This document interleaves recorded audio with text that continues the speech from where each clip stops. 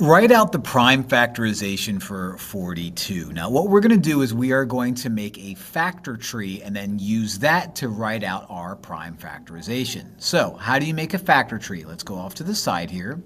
You have 42, and you need to think of any two numbers that are not 1 and this number that multiply out to 42. So how about 2 and 21?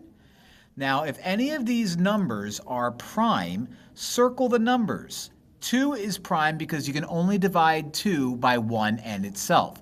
21 is not prime, so keep going and repeat the process. Think of two numbers that multiply out to 21 that are not 1 and this number. Well, how about 3? And how about 7?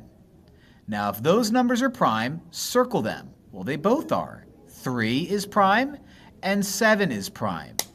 Now that I have my numbers and I'm done my factor tree, I can write out my prime factorization.